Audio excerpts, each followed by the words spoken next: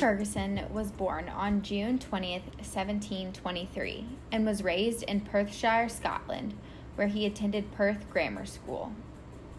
After finishing grammar school, he went on to attend the University of St. Andrews and then later the University of Edinburgh, where he began to study divinity.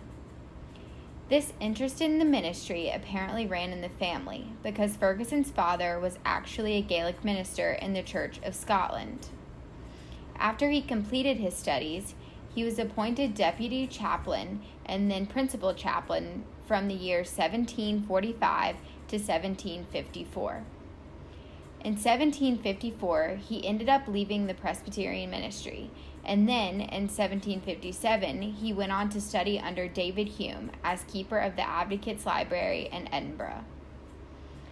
Then, in 1759, Ferguson became professor of natural philosophy at the University of Edinburgh, and in 1764 transferred to the chair of pneumatics, mental philosophy, and moral philosophy.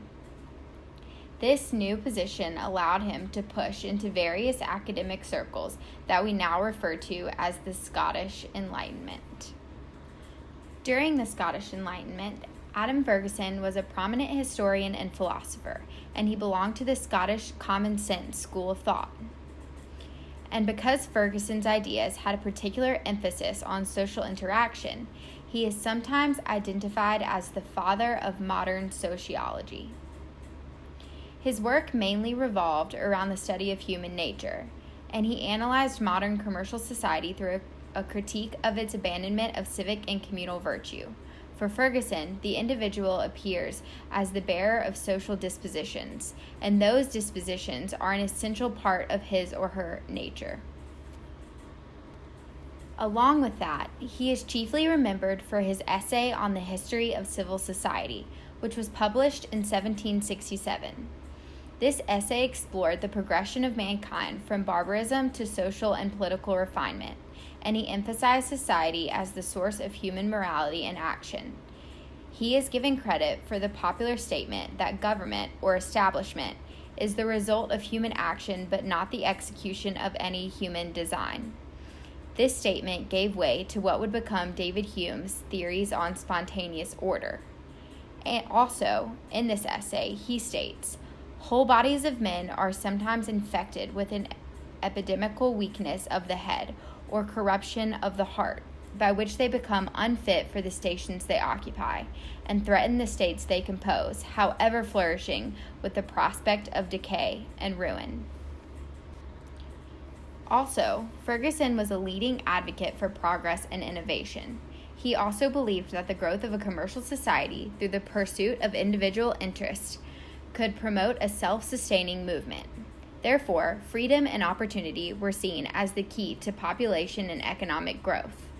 Though he did believe that people should prefer the moral well-being to the material, but he did not see any inherent problems with luxury.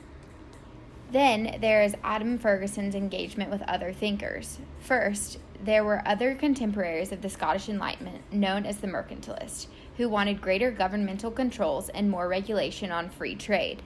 Ferguson fought the ideas of the mercantilists because he did not think that more government regulation was better, because he believed it would lead to a negative balance of trade and prohibit the growth of the economy.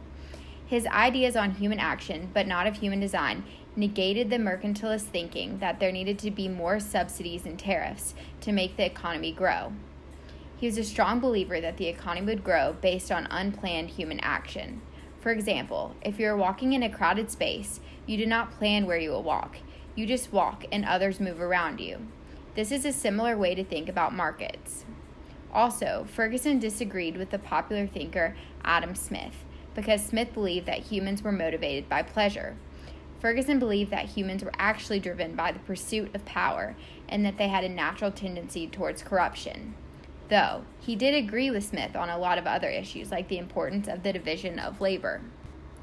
Adam Ferguson definitely shaped the world of economics to come. For example, Ferguson's ideas of sociology influenced the work of Karl Marx. Marx was also really inspired by Ferguson's take on the division of labor because it was one of the main causes for inequality in Marx's Communist Manifesto.